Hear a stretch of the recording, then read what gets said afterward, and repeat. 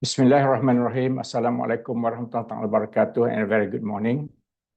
First and foremost, I would like to welcome all the participants online to this webinar session on MQF 2024, Malaysian Qualifications Framework 2024. I would also like to welcome my fellow panelists, Dato' Hakim, Prof. Hazman, Prof. Nabisha, Dr. Samsul. I think they are online, and also Prof. Eddie. Thank you very much for joining me to be together in this presentation. And this presentation is basically a briefing session for me to share the changes or the updates that we have done through a review process on the MQF second edition. We will spend about 1 hour or 1 hour 15 minutes on the presentation, and I hope to leave us 45 minutes to 1 hour for discussion and question and answer session. The presentation will cover 4 main topics. Basically, I will give a bit of background on the scope for review and the methodology that we have adopted, and the changes or the updates that we have done on the second edition, which will now be referred to as the MQF second edition updated 2024. And I will also go through some examples of editorial updating that we have done on the document itself to improve further the document to make it more recent and more update. And finally, we will have some concluding remarks. A little bit of a background. As you are all aware, the MQF was first introduced back in 2007, and the MQF actually covers 4 major areas, though on the slide you may see that I've stated 3 major areas. 4 major areas. First of all is the sector that we cover. It is the education and the TVET sector. And then it follows by the qualification, levels of qualification. We have 8 levels of qualifications. And for each level of qualifications, we have the learner profiles and the associated learning outcomes expected from the qualification. And again, for every qualification level, we specify the MQF specify the minimum credit expected for the levels of qualification. Now, the first edition was first published in 2007, and it was implemented or it was enforced in January of 2011. And later, as a result of a review process, the second edition was published in 2017. So 10 years down the line, the MQF was reviewed, and it came into effect for enforcement in April of 2020. The major difference between the first edition and the second edition was basically on the learning outcomes or the learning domains, if you like. We moved from the 8 academic learning domains to the 5 clusters of learning outcomes, the MQF 5 clusters of learning outcome. So that was back in 2017, which was came into effect in 2020. In April of last year, 2023, MQA appointed a working committee to review the second edition, taking into consideration the changes in the local and global higher education landscape, resulting in the MQF second edition updated 2024, which I have referred to as MQF 2024. MQA had appointed a 22-member committee. You see them on the picture, I hope. The 22-member committee, basically they comprise 10 external experts from a mix of our public and private universities, and 9 MQA officers, senior officers of MQA, 1 representative from the Ministry of Higher Education, and 1 representative from the Ministry of Human Resource, and 1 representative from the Jabatan Polytechnic and College Community. So altogether, initially there were 22 of us, and then Prof. Yatimah of UM has recused herself from the committee, and then our standard writer, Dr. Surya, left to be with her family in Australia, and Prof. Khairul has left MQA to become the VC of Uniten. So the remaining members today, there are 19 members, and today online with me is Prof. Hazman, Dr. Hakim, Prof. Nabisha, Dr. Samsul, and also Prof. Eddie. So we were appointed back in 2023 with the specific term of reference to re-look into the MQF into these aspects. First, whether it is possible to include new levels that would be a higher doctorate, and also the entry and entrance level foundation and STPM into our 8 levels of qualification. So in other words, is it possible to put the foundation and STPM at a level of 3A, 3B, or should we have a level 4A, 4B, something like that? And higher doctorate, should we have a level 9 for higher doctorate, or should we have a level of 8A and 8B? So that was the intention of including new levels. And at present, the document, the MQF, has level descriptors up to level 6 for TVET.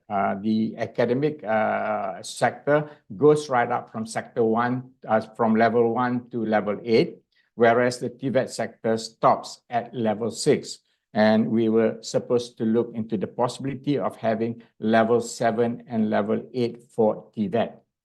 And next, we were also being guided to look into flexible learning pathways, to look at the possibility of, improving and facilitating of credit transfer, recognition of prior learning, things like appel, and bridging credit system, credit bank, and also to look into elements of partial qualifications. And we then also look at the global goals, such as Sustainable Development Goals. And at this point of time, they were referred to as Sustainable Development Goals. Eventually, you will see that we've changed this to Sustainable Development Agenda. And this takes on board the national education philosophy and also education for sustainable development. And finally, we were looking into the possibility of integrating local and sectoral occupational framework to the MQF, to allow this local and sectoral occupational framework to align themselves to the MQF. So these were the original scope or the term of reference, if you like, the TOR given to the committee to dwell upon. So how do we proceed with this? We proceeded by looking at how ways and means for us to collect the data to get the information. And we adopted 3 separate methods to collect the information. First was by using the modified DEFI technique, modified DEFI technique, or MDT, involving what we call the eminent panelists. The eminent panelists comprise Dato' Wahid Razali, Prof. Zita Muhammad Fahmi, Prof. Sharil Abdullah, and myself, and also Cik Muhammad Zafir Mustafa of MQA. This session was basically was conducted in a very informal way of discussion, but structured. We dwell upon the TOR that was given. We dwell upon the TOR that was given to us, which is the new level descriptors for TVET, flexible learning, sustainable development goals, and also integration of the MQF with other sectoral and occupational framework. And based on this discussion, it was centered upon why it was held in the first, what is the purpose of MQF in the first place, and the way we have been implemented so far, what is good and what are the challenges that we face, and what are the new challenges that we should take on board. So that was the gist of the discussion. And based on that discussion, the results of that discussion, we then go to the focus group discussion. From the MDT session, what we did was we deliberated the findings, we classified, and then we categorized the findings, and then we set up the protocol for the focus group discussion. And we had the focus group discussion in 4 separate sessions. And for each of the sessions, we involve stakeholders from the government and semi-government agencies, professional bodies, MQA assessors, higher education providers, education funders, employers, industry players, and also the committee of the Deputy Vice Chancellor or Rector representatives from there. And more than 40 experts participated in the FGD sessions. And the findings of these sessions were transcribed and analyzed. And based on the findings of these sessions, we consulted with the management of MQA. We drafted the framework of what the new MQF should what emphasis to be given in the new version of the MQF, and we consulted with the management of MQA. And sorry, let me see. All right. We consulted, and then finally we came to the conclusion that we will focus on scope number 1, which is values-based education. Scope number 2, flexible learning pathway. Scope number 3, global sustainability agenda. And then scope number 4, harmonization of MQF and other sectoral and occupational framework. So these 4 scopes were finally adopted after the modified Delphi technique session, after the focus group discussion session, and after the meeting with the top MQA management. Once the 4 scopes have been decided, the committee work on the 4 areas. We look at the existing document, identify the sections and the items in the MQF that needs to be reworded or new paragraphs to be added. So we work on that. And when that is done, we take the document to the stakeholders. We get feedback from the stakeholders involving both internal and external stakeholders. The way we do this is the draft document. At that time, we refer to the document as an addendum. That was, we uploaded the document to the MQA website for about 2 weeks. And then we had the engagement session via Zoom meeting like this, and then also through YouTube channel. And we collected feedback from the stakeholders either online or through a Google form that they submit later. And in total, 1,477 participants were engaged during that stakeholder sessions, and 600 were internal stakeholders. Internal means the MQA officers and the MQA assessors. 877, these are external stakeholders. These are basically the higher education, mainly the higher education providers. And we then analyzed the data using a mixed method approach. We collected the feedback from the survey form and also the FGD online, the chat box, and also discussions online. And this was analyzed and coded, and they were divided into 4 scopes, which is value-based education, flexible learning pathway, global sustainability agenda, and harmonization of frameworks. And then we classified into various subcategory of this, whether they are positive feedback, whether they are, requiring operational definition, these sort of things. And then we further reviewed the document, revised the document, and then finally, when that is done, we took this back to the MQA Council on the 6th of June. On the 6th of June, we took this to the MQA Council, and it was approved on the Council. And finally, the committee hands off the document, which is a committee report, and also the MQF second edition updated 2024 to MQA.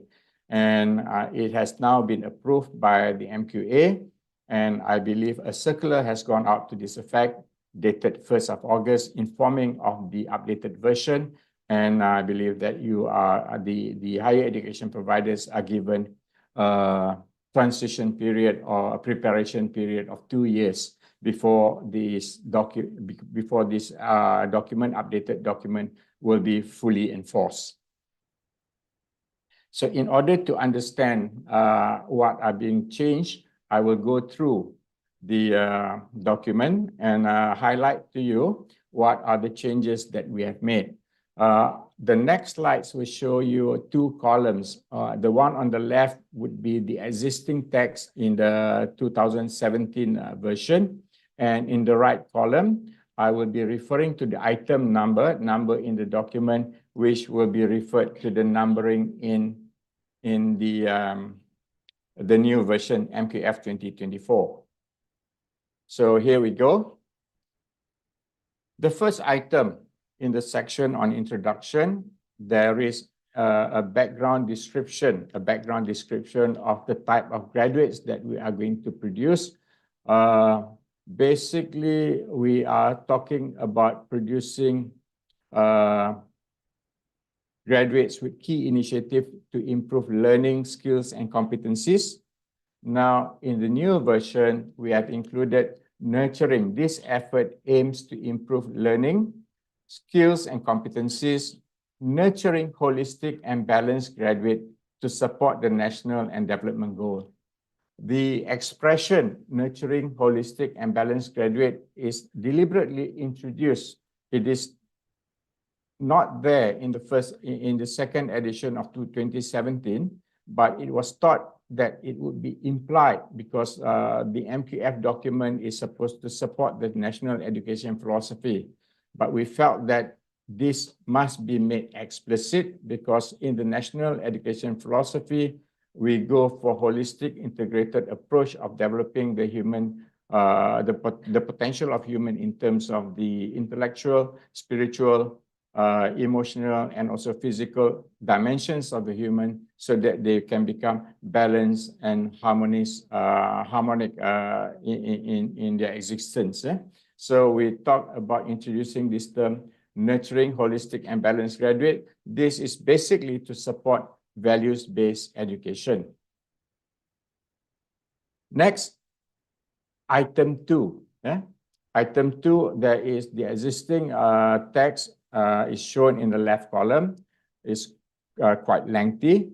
We have made that statement concise, and now we are putting in a few expressions into this paragraph. First, we will say that in Malaysia, the importance of the role of higher education and training institutions in developing quality citizens and a workforce that is highly knowledgeable, skilled, and talented, we have added ethically sound.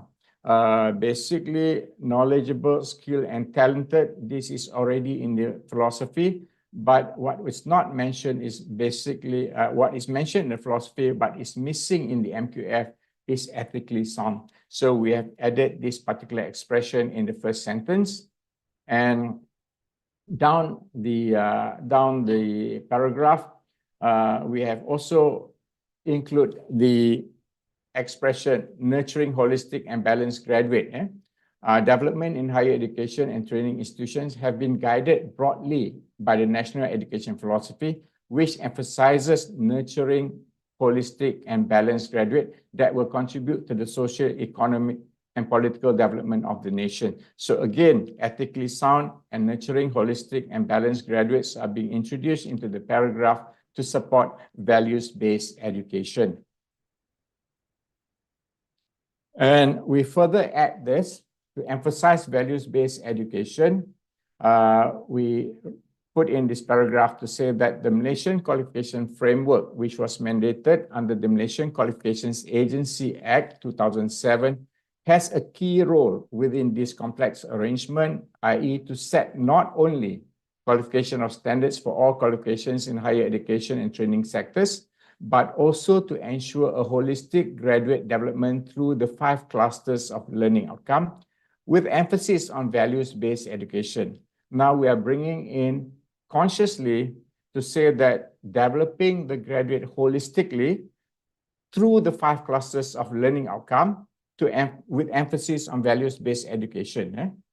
In addition, sustainability key competencies advocated in education for sustainable development should also be related to and integrated into the 5 clusters. With the education for sustainable development, there are 8 sustainability competencies that are being advocated. So we do not want to add on to the 5 clusters or the 11 skill sets because that might adversely affect the curriculum structure, the mapping of your table 3. So what we are proposing is we would say that it should be integrated in the existing 5 clusters of learning outcome. What I mean by that is this: you have your 5 clusters: knowledge and understanding, cognitive skills, practical skills, interpersonal skills, communication skills, digital skills, numeracy skills, leadership, responsibility, and autonomy, personal skills, entrepreneurial skills, and also ethics and professionalism. These are the 5 clusters of learning outcome, MTA 5 clusters of learning outcome. And the ESD competencies or the sustainability competencies, you talk about system thinking competency, anticipatory thinking, normative competency, strategic thinking, collaboration competency, and so on. Now, what we're proposing here, universities are free to interpret, the universities are free to go about how to integrate between the sustainability competencies and the MQF 5 clusters of learning outcome. You may treat the ESD competencies as the sub-attributes of the MQF learning outcome. I will give an example of how we can do this shortly. Now, let us go back, reflect a bit on the national education philosophy. I have reproduced the national education philosophy here on the screen. Basically, it reads as education in Malaysia is an ongoing effort towards developing the potential of individuals in a holistic and integrated manner, so as to produce individuals who are intellectually, spiritually, emotionally, and physically balanced and harmonious based on a firm belief in and devotion to God. So that is basically the definition of education. Such an effort is designed to produce nation citizens who are knowledgeable and competent, who possess high moral standards, and who are responsible and capable of achieving a high level of personal well-being, as well as being able to contribute to the harmony and betterment of family, society, and nation at large. So the second sentence basically is telling us the purpose of education. So the purpose of education, if you look at the wording in that sentence, it is basically asking the higher education providers to look at developing the students, developing the talent, developing industry talent with knowledge and skills of the discipline, to develop the student, equip the student with knowledge and skills of engineering, equip the student with knowledge and skills of accountancy, equip the students with the knowledge of tourism. So basically, that is one part of it, knowledgeable and competent. And then molding citizens with shared values, norms, working together, capitalizing on unity in diversity to produce what we call the sejahtera community. So this is talking about ability to interact within the industry and also within the society. So this is where your communication, your leadership, your interpersonal skills comes in. And finally, you talk about your personal well-being is basically to develop your personality and character, self-improvement, and so on. So from the national education philosophy, we see that there are 3 major thrusts that universities should focus on: developing knowledge and skills of the discipline, developing skills, soft skills to interact and communicate in society and in industry, and also to develop personality and character. Now, based on the national education philosophy, for the falsafah pendidikan kebangsaan, we see the 3 areas to develop skills and knowledge, to develop skills, knowledge and skills of the discipline, develop effective skills for interaction in the industry and society, and develop personality and character on the left-hand side here. Okay, and MQF, as we know it, the MQF that we know, it focuses on the 5 clusters, and the 5 clusters to 11 skill sets. For example, I can classify them into knowledge, cognitive skill, practical skill, and numeracy skills they can be classified into the category that develops knowledge and skills of the discipline. Interpersonal skills, communication skills, digital skills, leadership, entrepreneurial, this could be categorized as the skills needed to interact and to communicate in the industry as well as in the society. And finally, personal skills, ethics, and professionalism. This can be classified into developing personality and character. This can be classified into developing personality and character. And the competency for education, ESD, or the ESD competencies, there are system thinking, anticipatory thinking, strategic thinking, critical thinking, integrated problem solving. This can be categorized into developing knowledge and skills of the discipline. And then collaboration and normative competency, this can be categorized into developing effective skills for interaction in the society and industry. And finally, collaboration and awareness, this could go into personality and character. These are just examples of classification. This is, we can leave it to the higher education providers to mix and match the MQF and the ESD competency. Now, based on the mapping that I've given here, for example, how do we put together knowledge, cognitive skill, practical skill, numeracy skill with systems, anticipatory, strategic, critical thinking, and integrated problem solving? It is given on the right-hand side here in the first box here. It is a bit small for me to read, so I'll blow it up a bit. So basically, if you talk about knowledge and systems thinking, we are talking about students move beyond rote learning, connecting facts to larger global systems, understanding broader implication of individual elements. And you can also merge, or you can also interrelate cognitive skills and anticipatory and strategic thinking in this way, because analysis involved into forecasting, students learn to envision future outcomes and strategize accordingly, thinking multiple steps ahead. You can interrelate practical skills and integrated problem solving. Task-based learning is enriched with holistic problem solving, ensuring skills are applied in diverse real-world contexts, and so on.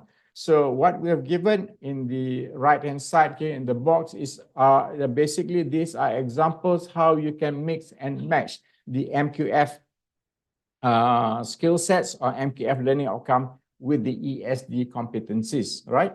And why are we doing this? We are doing this to achieve three things. The merging of the ESD and MQF classes in the sense of developing knowledge and skills of the discipline. So we say that at the heart of MQF learning domain lies a synergy between foundational knowledge and the transformative competencies of the SDGs. Knowledge isn't just acquired, it is connected through systems thinking. Cognitive skills don't just analyze, they anticipate, strategize, critically evaluate the world's complexities. Practical skills aren't just performed, they contribute holistic to solutions grounded by precise numeracy. So you see how the MQF 5 classes of learning outcome can be integrated in the SDG or the SDG competencies advocated by ESD. And similarly, in the second box here, basically you can summarize to say that the realm of modern leadership goes beyond the foundational aspect. It's in the realm of communication where ideas are shared and digital platforms where global networks converge. It's in ethical leadership where decisions are made with integrity, professionalism, and where action speaks louder than words. Okay, so this is some sort of a summary, the things that we want to achieve by interrelating or integrating the two components from MQF classes of learning outcome and the ESD competencies. And finally, the last part is basically to look into the personal aspects. And while doing this, in delivering these three objectives, there is a need to balance artificial intelligence with human intuitive intelligence. So while we focus a lot on artificial intelligence, we should also give due emphasis to the human intuitive intelligence. The integration of AI and data analytics with the MQF5 clusters enhances the foundational knowledge, systems thinking, and strategic problem solving, preparing students for future challenges. Modern leadership is extended into digital realms, emphasizing ethical decision-making and professional conduct through AI-driven initiative balanced with intuitive intelligence. This approach fosters personal drive and entrepreneurial innovation, encouraging collaboration and promoting global progress and sustainability, ultimately aligning sustainable development goals and enriching the educational experience. So basically, what I'm saying is when you integrate the 5 clusters of learning outcome to the ESD competencies, you should keep this in mind. Now, how do we put this into practice when I say earlier that the ESD competencies may be treated as sub-attributes of the MQF learning outcome? They can be assessed at the course level, at the CLO level, and will collectively contribute to the PLOs which they support. Let's look at this. I have taken this from a program standard for early childhood care, early childhood education, early childhood care and education. One of the program learning outcomes states this: at the end of the program, students will be able to design a safe, healthy, and nurturing environment for good learning experience in early childhood setting, incorporating different faith and culture. So this is basically in the cognitive domain to design, and this is mainly predominantly cognitive. So in order to support this, there will be courses that are supporting this PLO. The courses then you can include in the learning outcome system thinking, how to integrate facilities that are safe, that the playground section, the learning section, the rest section. So this is systems thinking. Anticipatory thinking. This is talking about safety. To provide safety, you need to do like risk analysis and all that. So that will come in terms of anticipatory thinking. Strategic thinking, future expansion or future approach of teaching and learning. So this could come in to support your program learning outcome. And I've given a few other examples that relates to cognitive skills and numeracy skills, and one on communication and interpersonal skills. Okay, let's look at this. At the end of the program, students will be able to show responsibility and accountability when engaging families and communities using strong communication and interpersonal skills in delivering early childhood education services. And at the course level, then you could support the PLO with normative competency to address different faith and culture, and collaborative competency to have community projects and non-face-to-face learning. When you have non-face-to-face learning, how does the parent support at home and so on? So basically, this is how you integrate the MQF 5 classes of learning outcome, which will come in the form of your PLO, and the ESD, they will come in the form of your CLO. Now, these are examples. These are only examples, and higher education providers are free to determine how to mix and match the 5 clusters of learning outcome and the ESD competencies. So what I've given as example here, these are not normative, these are not prescriptive, these are only examples to get you going so that you'll be able to think in the same manner, but the mixing and the matching is entirely up to the higher education providers. All right, let's move on a bit more on the write-up to support values-based education. We have included at the end of the document in the glossary some definition of what we mean by values-based education. So we've added the glossary item number 17 in the glossary, not in the whole text. In the glossary item number 17, VBE, values-based education, focuses on developing moral and ethical values alongside academic rigor. Values-based education aims to nurture character, personality, attitude, and behavior based on humanistic, societal, and communal values. Now, having gone through the changes that we make to put more emphasis on values-based education, it does not mean that previously our education system do not have any values. We do have value, but our emphasis is more on the economic value, okay, more on the industry value and economic value in the sense that we use KPIs such as graduate employability, starting salary, and so on. So these are values, but these are economic values. But what we are now advocating in the MQF 2024 is to give equal emphasis on the values based in terms of to nurture character, personality, attitude, and behavior based on humanistic, societal, and communal values. So that is basically what we are proposing, to put in more emphasis on values-based education in the updated document. Next, we look into flexible learning pathway. Flexible learning pathway, if you look at item 28 in the new document, basically we introduce a term stackable, that we just put in a bracket stackable, just to highlight that may be accumulated in the sense that many jurisdictions are using this as stackable qualifications or stackable courses. So we have introduced that to emphasize that you need not have at one go taking all the courses in order to get a qualification, but you may actually take in bits and bytes and chunks, bits, bytes, and chunks, and we call that accumulated or accumulation or stackable. And in item 93 of the new document, we have added this: the level descriptors, learning outcome, and credits are applied in the assessment or appel for the purpose of access. We have included progress and exit. Progress and exit. In the original document, it only addresses access. So in other words, we have multiple access, multiple progression, and we should also have multiple exit. You can have a full qualification, you can have partial qualification, or you can have multiple qualification. So these are basically, we're talking about allowing more flexibility in our education system. And in item 94, Roman 6, item 94, Roman 6, we bring in the term micro-learning as a generic term, and micro-credentials and MOOCs, these are basically, these are more or less quote and unquote brand names.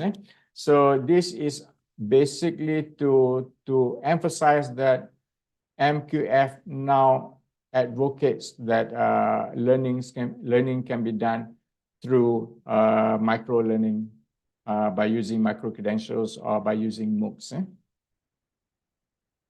And we added these definitions in the glossary. At the end of the document, you will find in the glossary, item number 7 of the glossary, we define what is flexible learning. Learning process that is free from constraints of time, place, pace, learning style, content, assessment, or learning pathway. So this is basically to give more access of higher education to the public. And I was asked this question by many of my colleagues. So now, do we have to relook at the definition of graduate on time? We need not relook at the definition of graduate on time, because your learning can take place anytime, any place.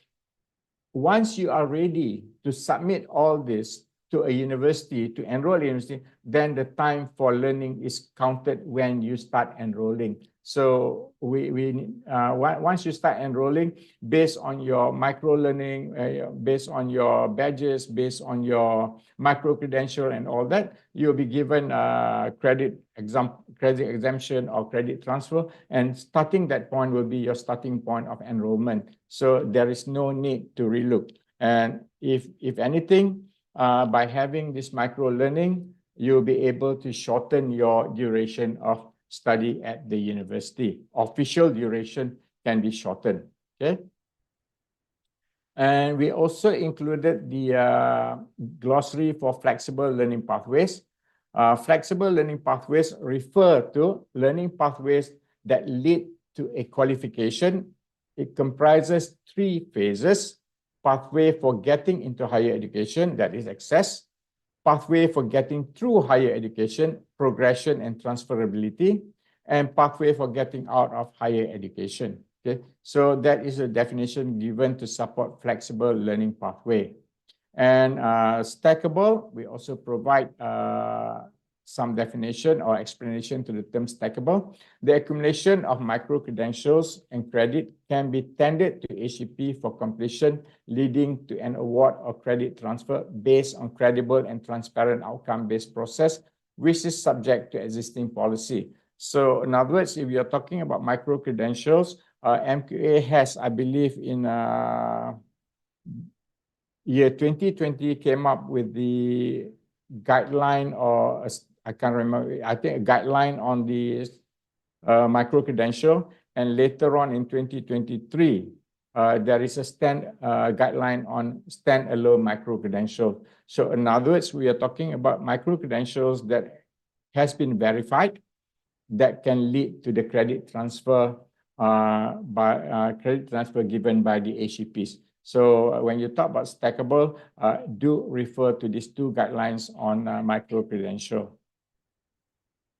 Partial qualification.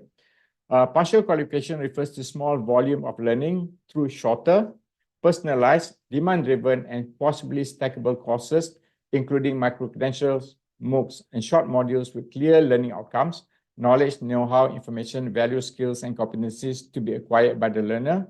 It is certified or validated by a competent authoritative body. Accumulation of partial qualification may lead to full qualification. Again, this is what I'm saying, that the verification will have to go along the lines of the process outlined in the guideline on standalone micro-credential. Right. We move on to the next area that we want to have greater emphasis in the document. This is the Global Sustainability Agenda. On item 5, okay, I'm sorry you have to go back and forth in the document. Item 5 of the MQF 2024, we include this expression, being global citizens who embrace sustainability practices, as well as the high expectation of citizens for a more flexible and better quality. Yeah? So basically, our education system is expected to produce people with global competencies, and that global competencies should also encompass global citizens who embrace sustainability practice, right? So this is the expression being added to the document to give more emphasis on global sustainability agenda. On item 47 of the new document, we look at this. Basically, it says, as a general practice, individual program design should address the clusters of learning outcome appropriately. This is referring to the 5 clusters of learning outcome. It should describe the general specific content for knowledge and skills of the subject-related field and level of cognitive skill, and where relevant, the specialized technical skills. So this is basically referring to the skill sets that are related to the industry, knowledge and skills of the industry, which are discipline related. The remaining generic skills are capabilities that all learners should acquire through study program and training, whether through specialized courses, embedded, integrated, or infused in teaching and learning and assessment strategies, including WBL options, co-curricular activities.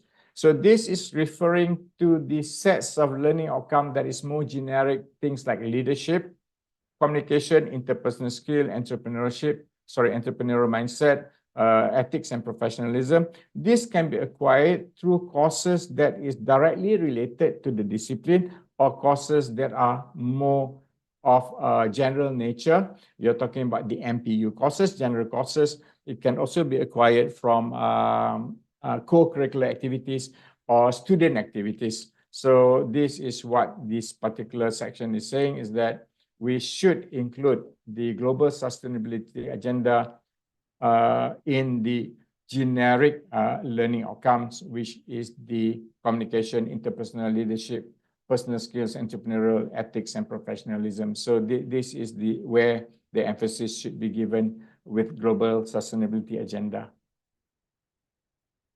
And this is to be added after item 46. This is a new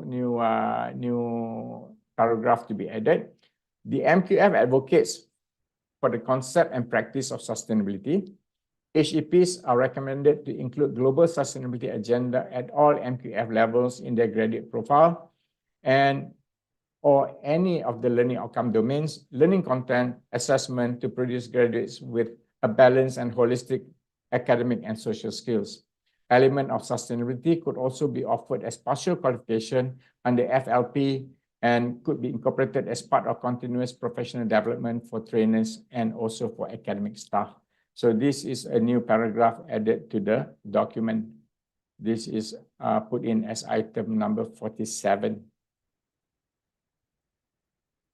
Okay, still on the global sustainability agenda. Item number 5, we have added this in the glossary. Okay, item number 5 of the glossary, we have added this, education for sustainable development. We have adopted this from this definition from UNESCO, a UNESCO document 2017. ESD embodies the acquisition of knowledge, skills, values, and empowerment for learners of all ages to address interconnected global challenges such as climate change, biodiversity loss, resource depletion, and social inequality. It also requires participatory teaching methods that inspire and enable learners to transform their behavior and active engagement in action promoting sustainable development. This educational approach fosters essential competencies, including critical thinking, envisioning future scenarios, and collaborative decision-making. Again, this is what I have highlighted earlier when we were talking about values-based education. How do we integrate the 5 classes of learning outcome and the ESD competencies? Finally, a sentence that is a paragraph that we modified to allow to support for the harmonization of the sectoral and occupational framework to the MQF. We have included this expression here.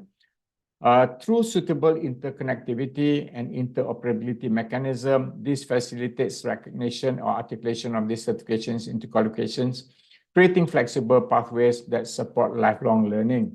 So in other words, what we're talking about, what we have seen, obviously in accounting, you have your ACCA, and now we see bachelors of accounting, bachelors in accounting, or bachelors of accountancy. They are now putting in the papers for ACCA into the program itself. And there are programs like electronics and electrical engineering. They are taking certified courses from Intel and so on and putting it into the curriculum. So this is the sort of thing that we're talking about. We would encourage the higher education providers to look at the certificate, the certification course, the certified courses that are being offered in the industry in various sectors. If they are suitable for your program, you may want to include this, of course, after you have make sure that these courses offered by the industry has been validated or verified as a standalone micro-credential before you incorporate them into the curriculum. And we provide the definition in the glossary, item number 6, what is equivalency and alignment? The extent to which a certification or qualification, which learning outcome and qualification and certification level descriptors of a framework demonstrate shows substantial similarity with a reference framework. So they need to show that the learning outcome that of the modules meet our learning outcome in our framework. So basically, there must be alignment and equivalency in that sense before credit can be exempted or before credit can be transferred.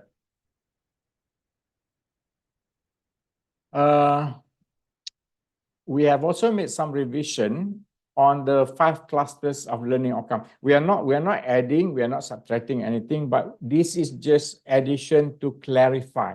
This is addition to clarify. Item number 45. Item number 45, this is where the 5 clusters of learning outcome is being introduced. These learning outcomes clarify the demands and complexity of learning at each level. They apply within the context of study, work, practice situation. For example, knowledge and understanding is required concurrently as the traits are dominant and important in pursuing higher education and advanced skill training. The 5 clusters of learning outcome are 1, knowledge and understanding, 2, cognitive skills, and so on. In the text, you will go right up to ethics and professionalism.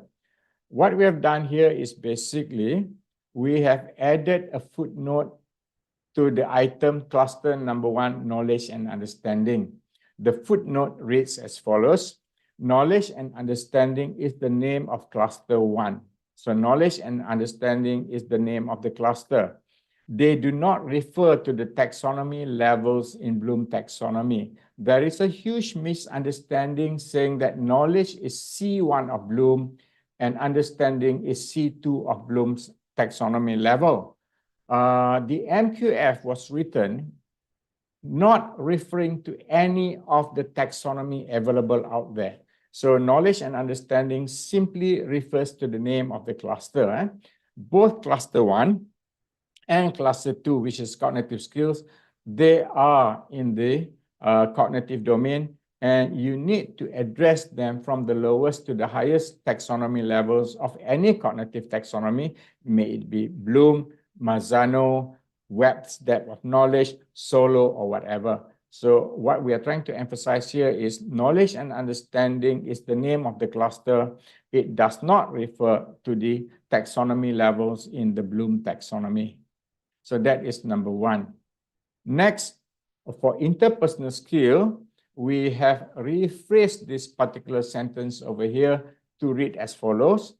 Interpersonal skill refer to a range of skills which, among others, include interactive communication, relationships and collaborative skills, as well as networking with people, networking or working with people of different faith and culture.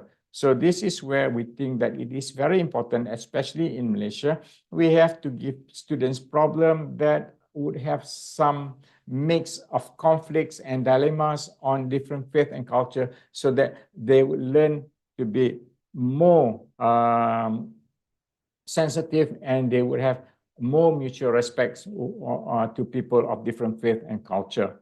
So this is some minor adjustment, but with a big implication, with a big aim and objective, in the hope that we can build a much better society.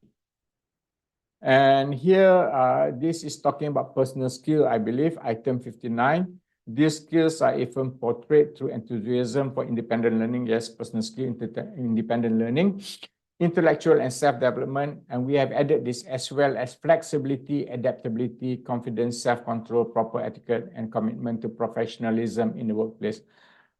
In this changing world of works, I think one of the important traits that the graduates should have is flexibility and adaptability. And that is why the committee felt that we should include flexibility and adaptability into personal skills. And again, we did not put this as item number 12 or 13 because this would change your curriculum structure and table 3 drastically. So we do this so that you can adopt this approach as what we did with ESD.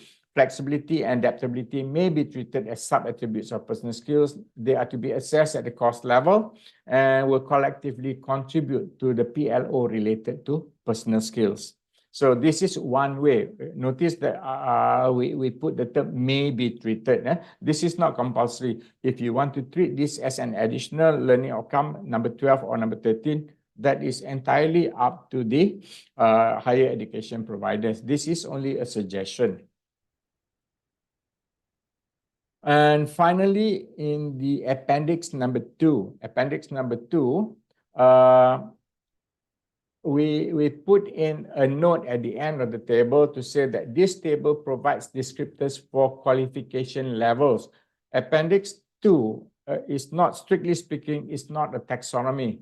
It is a level descriptor for qualification levels. The level descriptors should be interpreted rather than being directly transposed to any learning taxonomy. So in other words, when you look at the table, it has to be interpreted, look at the rest of the skill sets across horizontally, and you get an idea of what levels we are talking about before you transpose that to the taxonomy levels that you are going to adopt. And again, the competencies indicated at each level are the minimum expectation to be attained at that particular qualification, meaning that you can go higher than what is specified in level, but ensuring that the bulk of the assessment is to ensure that minimum expectation is realized.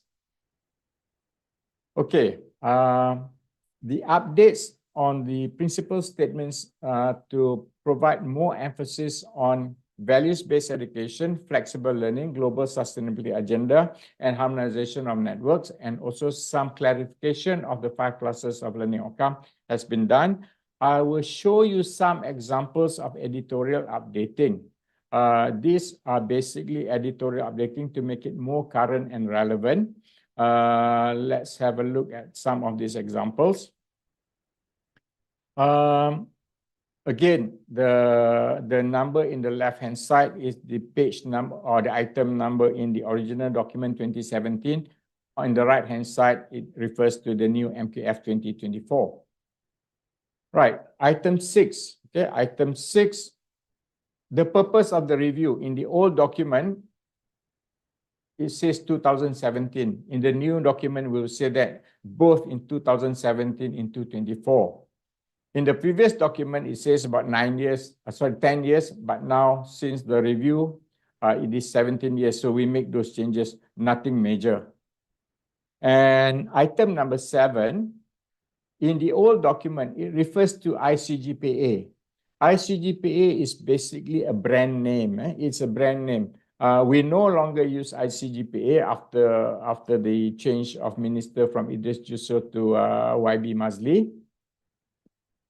But the spirit of ICGPA is basically to monitor and report the achievement of learning outcomes. So we have amended that particular sentence to read as what you see on the screen. The review seeks to ensure MQF continues to serve as a national education philosophy, as well as the various policy goals stated in Malaysian Education Blueprint. In particular, the goal is to develop a system for monitoring and reporting the achievement of learning outcome. So this is basically what ICGPA is doing. So when you scrap off ICGPA, it doesn't mean that you scrap off monitoring and reporting the achievement of learning outcome. It is still there. It is part of the OBE system. So that is some editorial changes. And of course, in the previous document, it only states the 11th Malaysia Plan. Now we say 11 and 12 Malaysia Plan to provide a more flexible learning pathway. Item number 10, previously it reads, learning outcomes are verified and evaluated when HEP submit their program for provisional accreditation. Now we have included where applicable, because you are aware that MQA has released a document, rubric 3C, and for provisional accreditation, we did not need to address all the standards, all the 98 standards. We only address about 47 to 50 standards only. So that is why we included the term, the expression where applicable. If you are submitting the document for provisional accreditation, not all standards are applicable. So this is to acknowledge the existence of the document rubric 3C. And this is basically community colleges. We add the word colleges because vocational colleges and community colleges, they are different.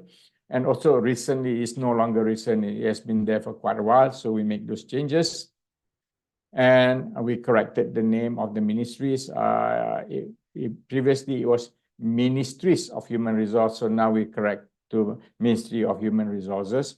And Majlis Amanah Rakyat Sikit Development Skill is a repetition of what has been mentioned up here generally. So we take that out without changing the meaning of the paragraph.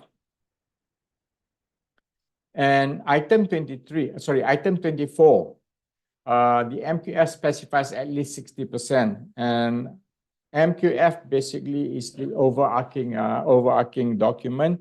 I think it should go for principal statement. So we remove the 60% and we say that TVET program should emphasize on substantial practical component.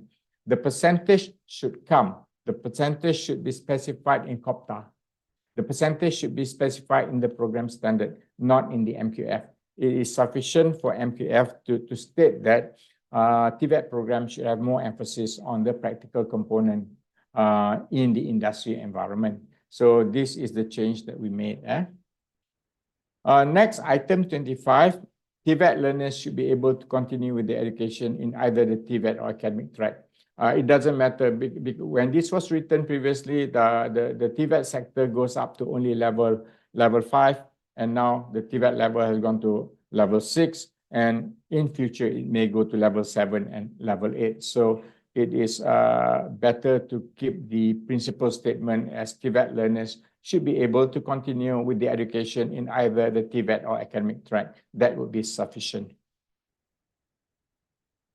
Item 37, okay, previously it was written the level descriptor to differentiate depth complexity, the level descriptor to differentiate depth complexity comprehension of knowledge. So this is not right. So by right, it should be the level descriptor should differentiate depth, complexity, and comprehension of knowledge, cognitive skills, and so on. So we made that correction. On practical skills, on item 49, this is dealing with knowledge and understanding. We take out practical skills. We focus more on the knowledge component. And the practical skills we added here under practical skills.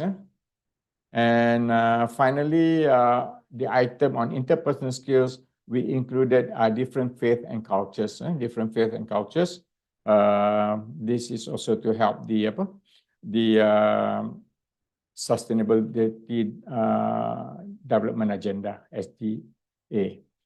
And in personal skills, we have added flexibility and adaptability I've mentioned earlier, so that this would, can be treated as a sub-attribute as the personal skills. And then the name of the program, Bachelor of Accountancy. If you're talking about accounting, it should be Bachelor in Accounting.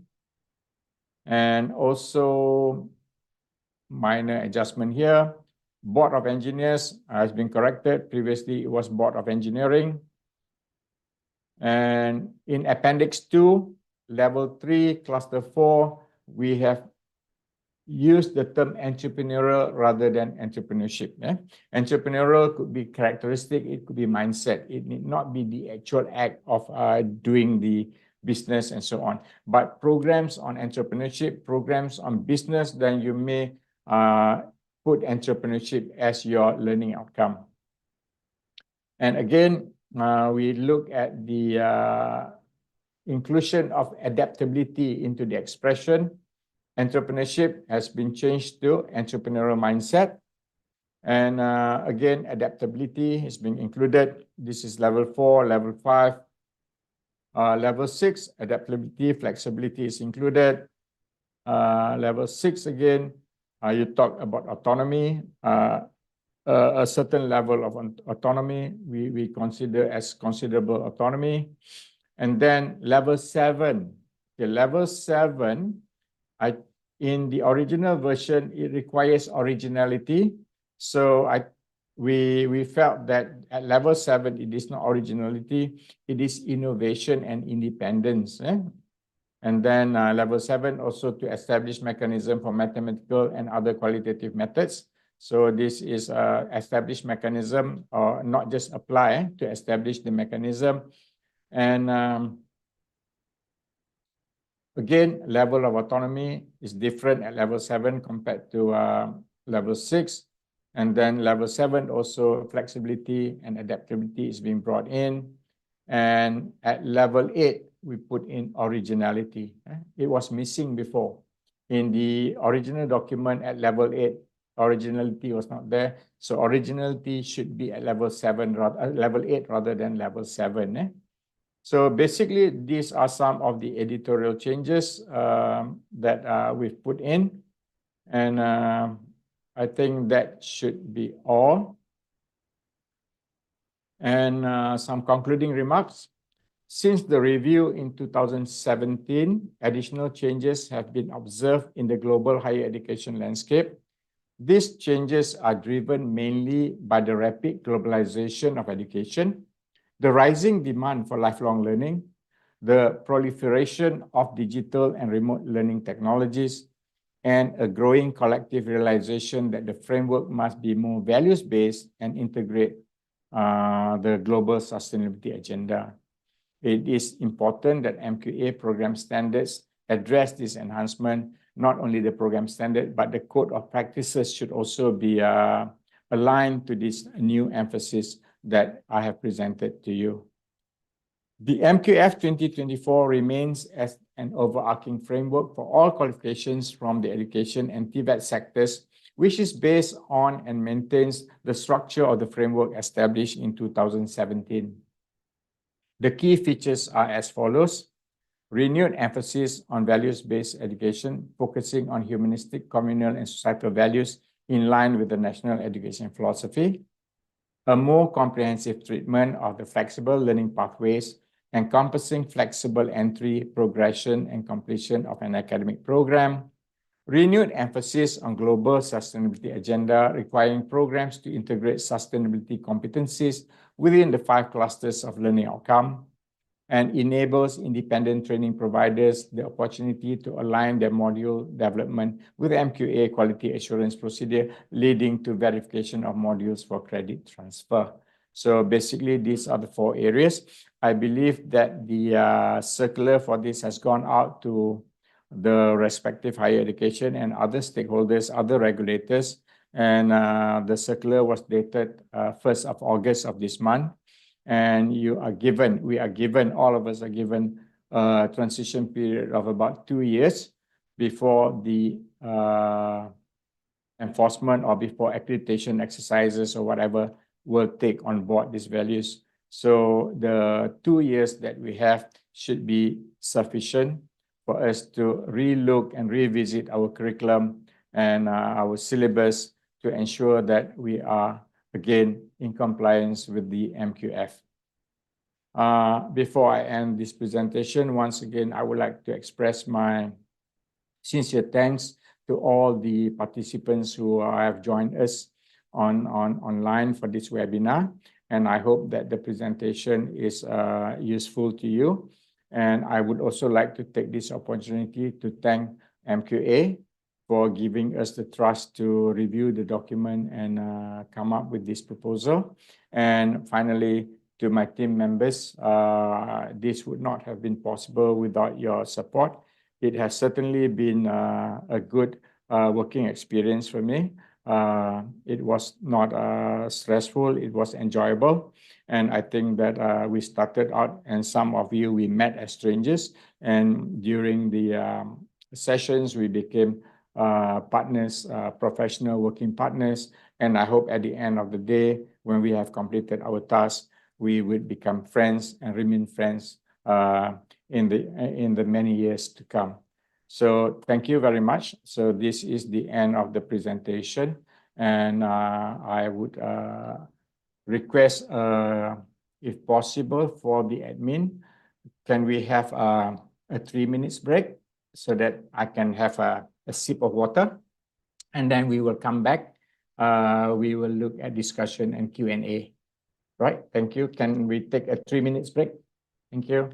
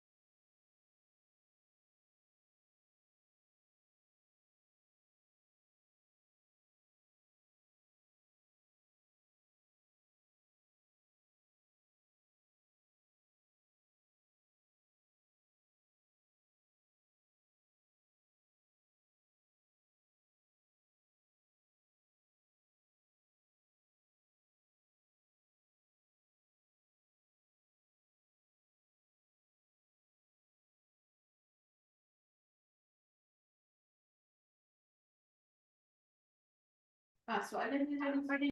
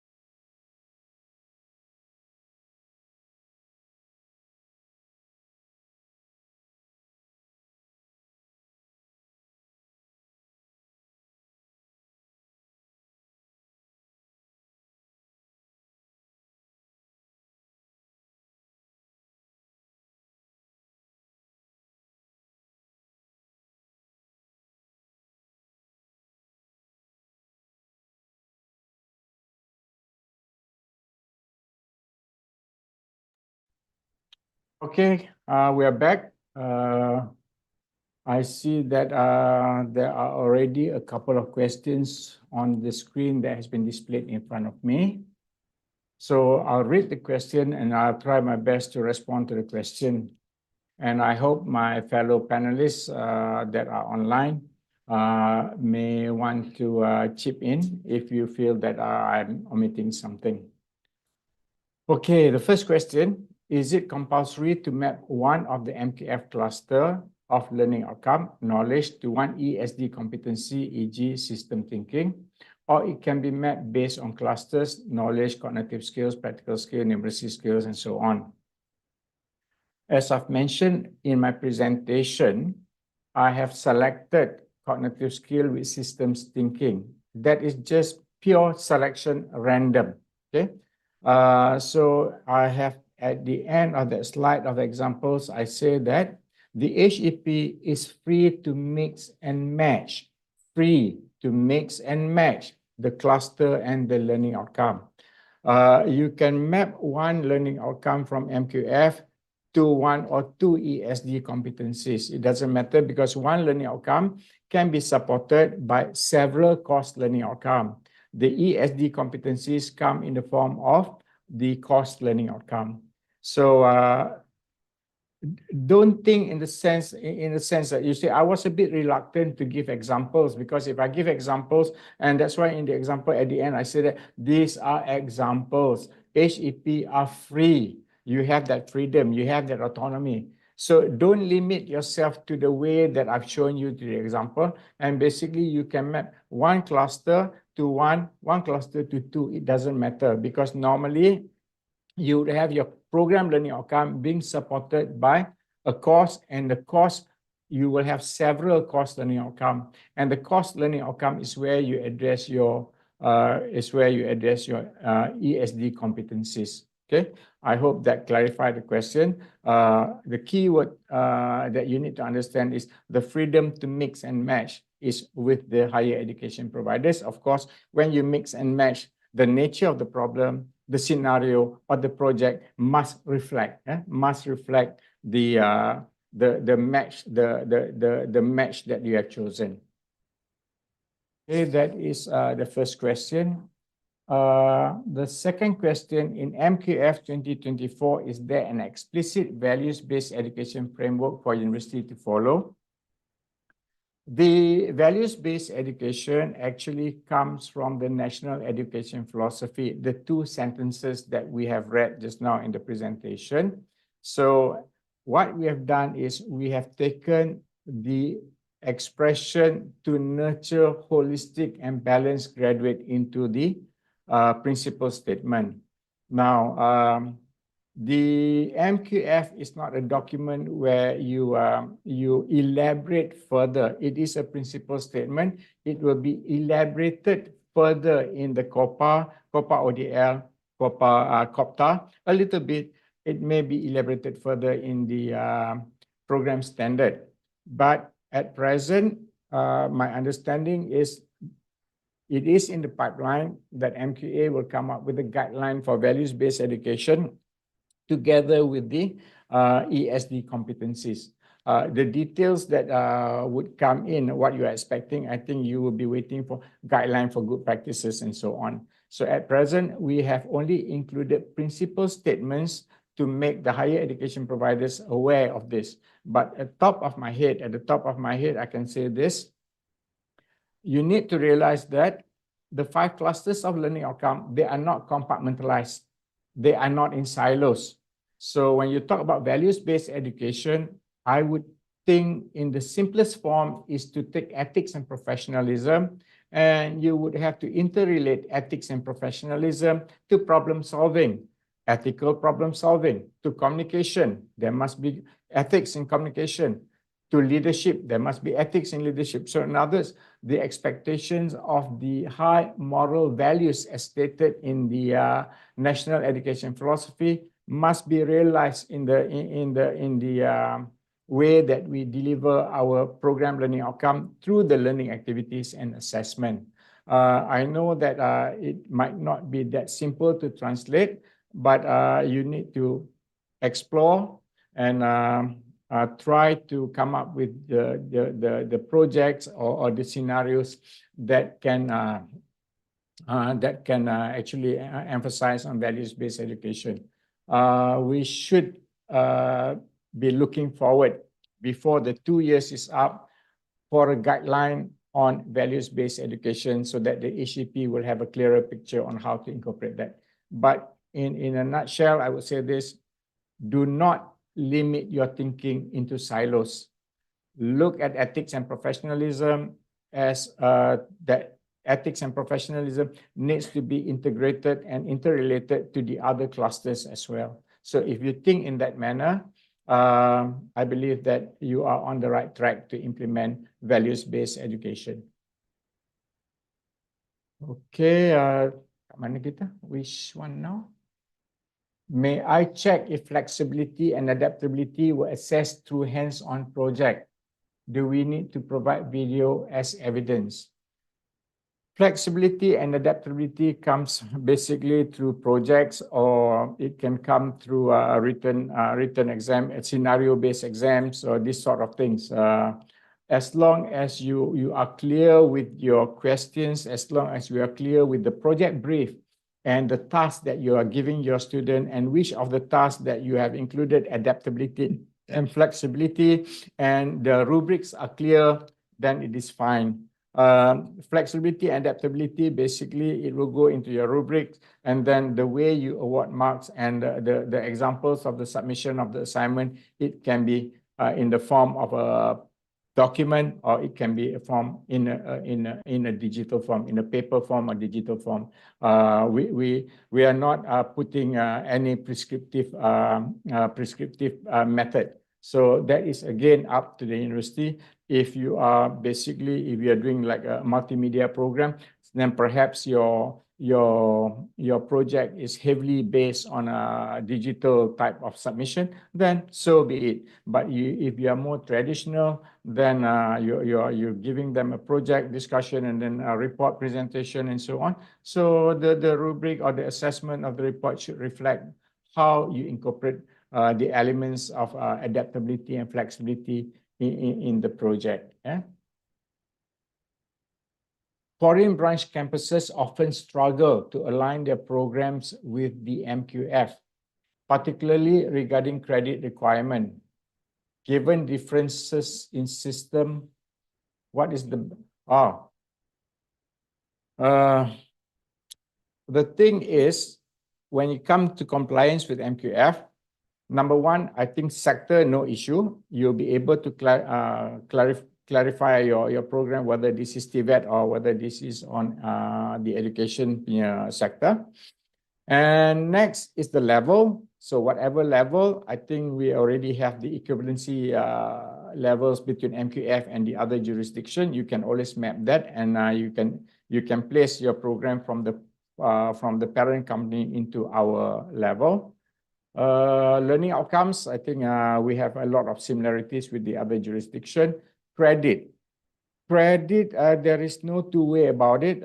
If you're running the program in this country, basically you have to comply with the minimum credit requirements. You have to comply with the minimum credit requirements of MQF. So unfortunately, I do not have that I don't have that magic wand to make it go away.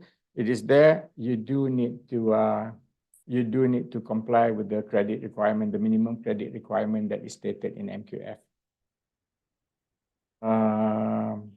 What else? Foundation program are exempted.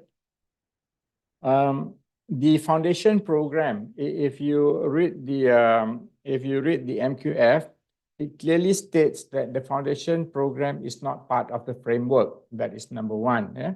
Number two, there is guideline and also standards for foundation program. Standards for foundation program, in which they states the requirement, what are the requirements of the learning outcome for a foundation program, what are the contents for the foundation program. So as far as MQA is concerned, it is up to the university to design the foundation program. Some universities, I noticed that they adopted the full-fledged 5 clusters of learning outcome. But minimum requirement is you should adhere to the standards for foundation. Yeah? Standards for foundation program. I think, if memory serves me right, the skill sets or the learning outcome is not as extensive as the 11 learning outcome in the MQF second edition. So, but again, it is up to the university. If you have done the full MQF version, then basically you have complied with the minimum requirement of the standards for foundation. So in this particular case, again, the emphasis on values-based education, sustainability agenda. At present, you may want to adopt this in your curriculum, but I believe the standards would be aligned to this soon. In the period of 2 years, the standards would be aligned as well. Prior to that, if you submit your documents as they are, you will not be penalized because the full implementation of this will come in August 2026. Mana dia lagi? How should we document the mapping peer? How should we document the mapping of PLO, CLO with ESD? Can we add description? Look, ESD comes, your program learning outcome will be based on your 5 clusters of learning outcome or the 11 learning outcomes. Your CLO, your ESD will go into the CLOs. So basically, how do you map your CLO to PLO? It is just the same because when you go to table 4, you have your PLO and you have your CLO statement. So now what you need to show is basically your CLO statement has taken on board the ESD. So I don't see a major change in the way that you prepare your table 4. Next. If we are in the midst of preparing for MQA audit pematuhan, do we prepare in prior mapping reverse?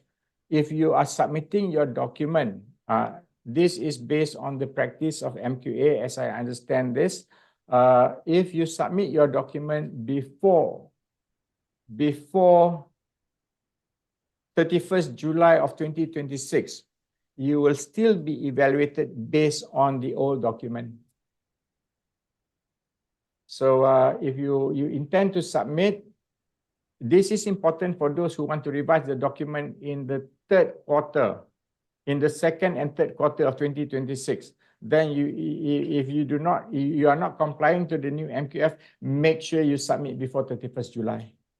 Once you cross 1st August of 2026, the document will be assessed, it will be evaluated based on MQF 2024. That is my understanding of the circular given out by the MQA. With the implementation of MQF 2024, does it mean there will be an updated version of our program standard? There will be an updated version of the Code of Practices, Code of Practice for Program Accreditation, COPA, COPA ODL, and COPTA. There is an ongoing revision of the program standards. I know that the program standard on early childhood education has taken on board MQF 2024.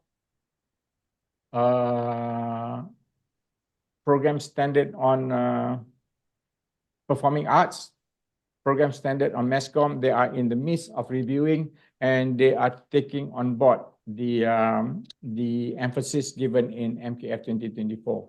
So prior to the program standards being revised, I believe that if I am at the higher education provider, now that MQF 2024 is there, then I would have to incorporate in my program this new emphasis whenever I'm reviewing my program or I'm submitting for 03 audit pematuhan, maintenance audit or compliance evaluation. Where are we now? Can you go up a bit because the camera is blocking me? I would like to ask about the template table 4 from MQA second version. Why the function of hyperlink? I am not able to answer this question here. I think you have to contact MQA. The function of table 4, the hyperlink and all that basically is beyond me. So my apologies. I cannot address that question. And what is that? Okay, those are the Q&A from our Zoom webinar. Now the Secretariat is informing me that we have to switch to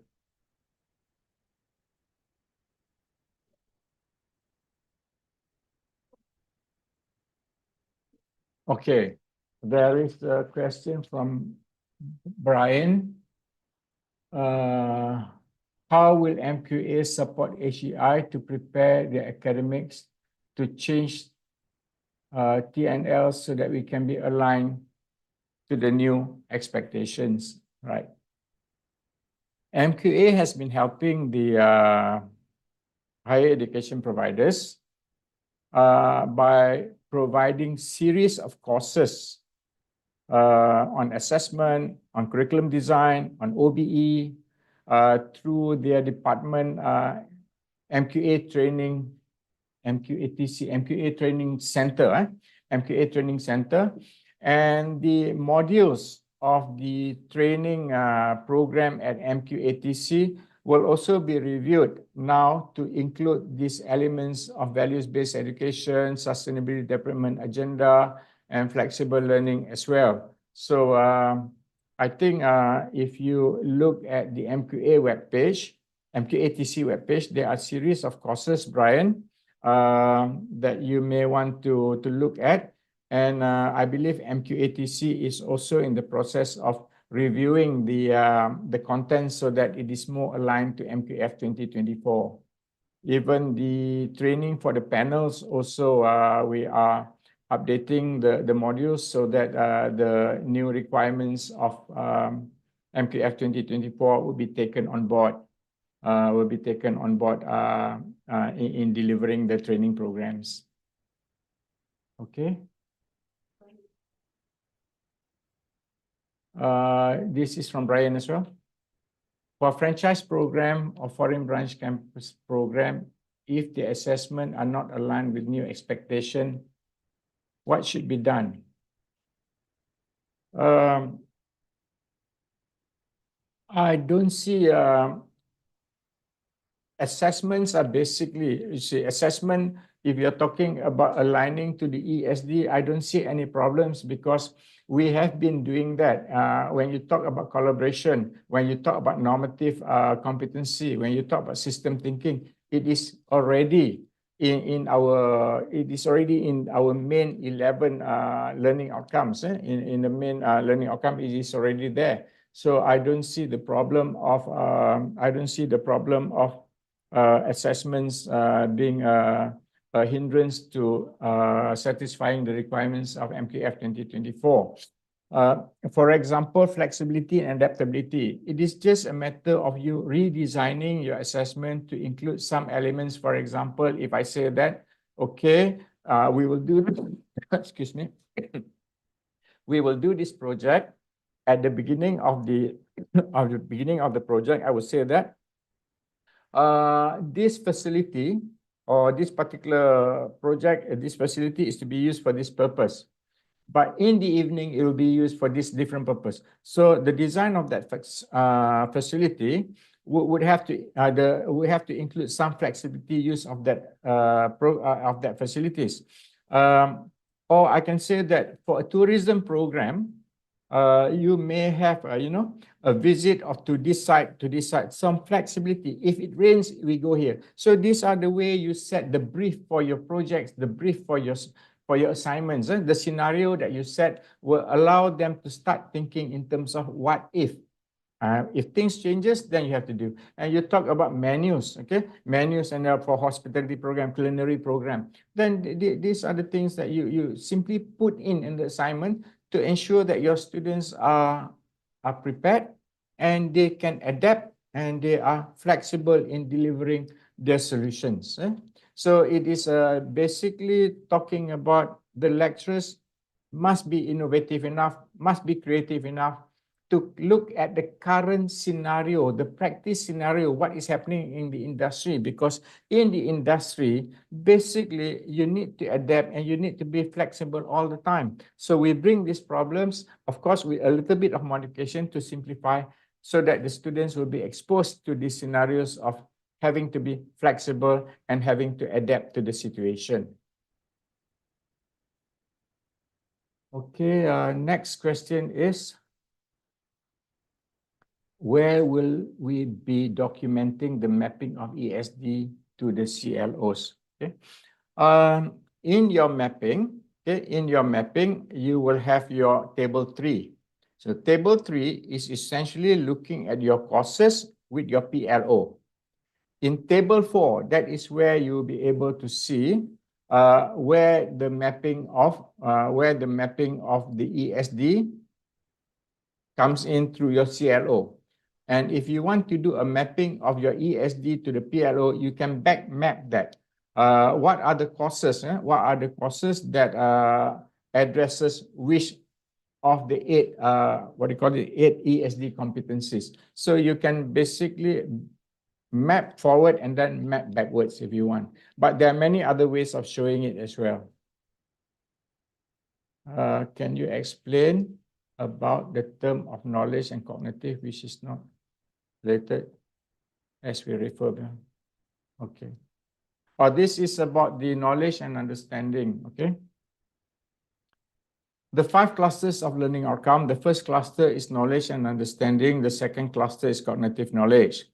Now, when MQF writes the first cluster as knowledge and understanding, the word knowledge is not referring to, it is unfortunate that the Bloom's taxonomy, there are 2 unfortunates here. Number 1, it is unfortunate that the Bloom's taxonomy has 6 levels, and the first taxonomy level is knowledge, and the second taxonomy level is understanding.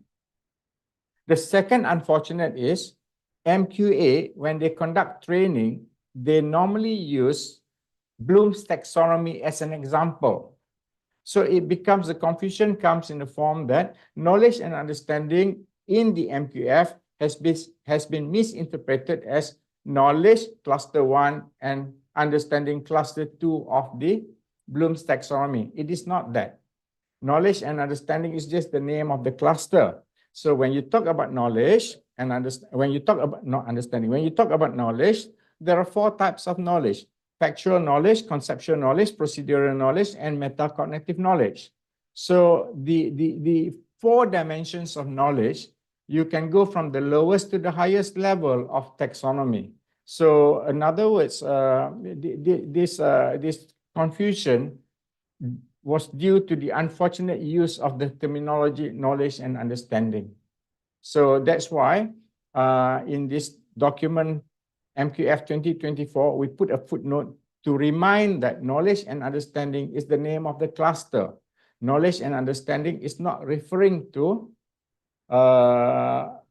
taxonomy level 1 and taxonomy level 2 of Bloom's. So that is the explanation that I can provide at this point.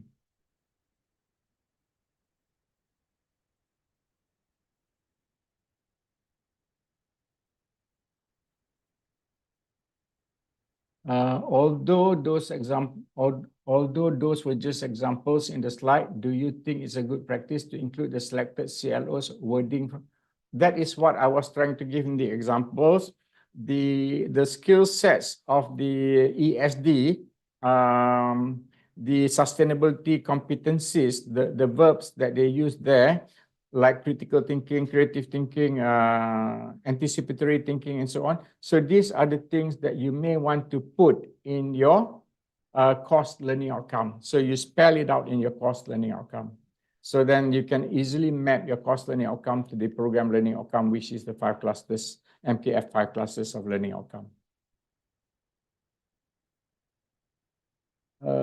May I know if the changes made to adhere to the revised requires programs to be submitted? May I know if the changes made to adhere to the revised MQF requires program to be submitted? I don't quite follow, but I think I understand what you are asking, whether the programs that you are submitting to MQA now, either is 01, 02, or 04, require you to adhere to the revised MQF. I've mentioned earlier, if you are submitting your document before 31st July of 2026, if you are submitting your document, then your document, you may follow the MQF 2017. You still follow MQF 2017. But if you are submitting your document after 1st August 2026, then the document must be in compliance with MQF 2024.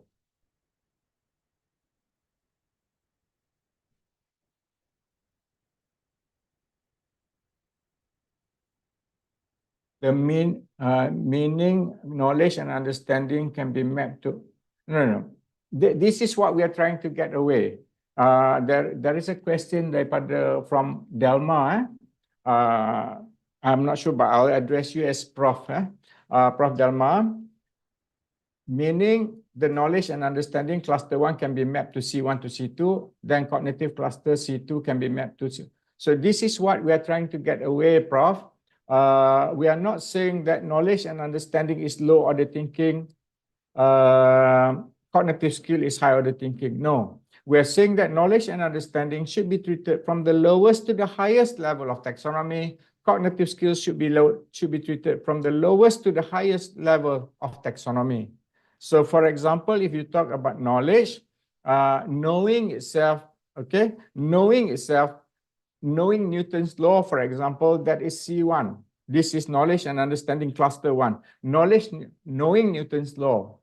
And then understanding what Newton's law is, F is equal to ma, force acts on a mass, it provides movement.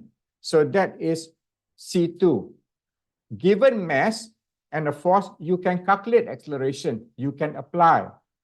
And then if I say I can compare Newton's law to Ohm's law, make comparison. This is knowledge. This is not problem solving. Knowledge, that will be basically a C4 thing. And if I can modify and improve Newton's law in a particular situation during my PhD, so that knowledge is already at C6. So in other words, knowledge and understanding does not stop at lower order thinking. Knowledge and understanding goes right from the lowest to the highest level. Cognitive skill goes right from the lowest to the highest level. So we want to stop this thinking of knowledge and understanding is low order thinking. Cognitive skill is high order thinking. So we need to break down this perception. That is the wrong understanding of the cluster. Okay?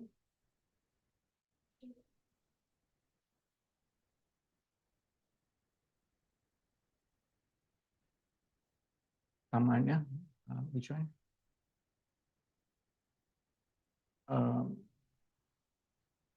Okay.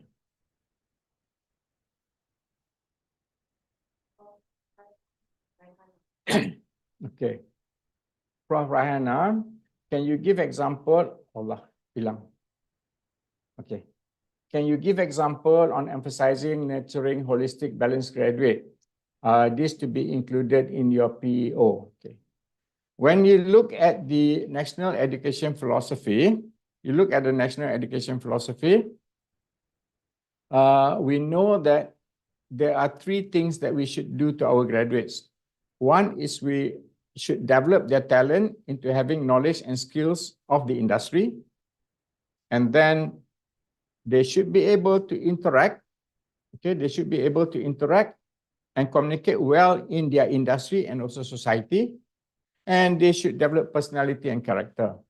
So when we talk about values-based education, the values-based education, I've said earlier, let us pack that values-based education to ethics and professionalism.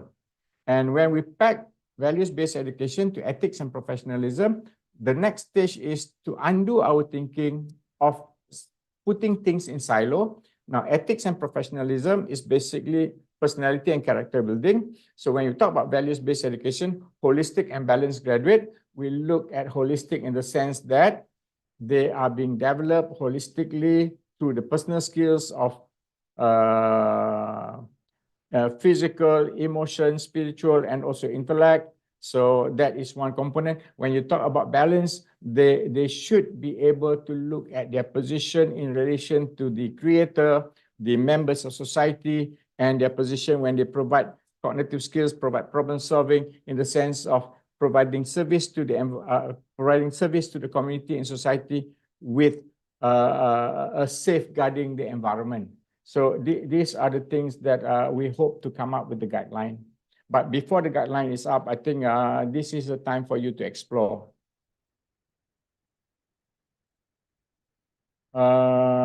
Do we have to cover all ESD competencies? The 8 ESD competencies are basically, they are the subset of the 11. If you have covered the 11, I cannot see how you do not cover the eight ESD competencies.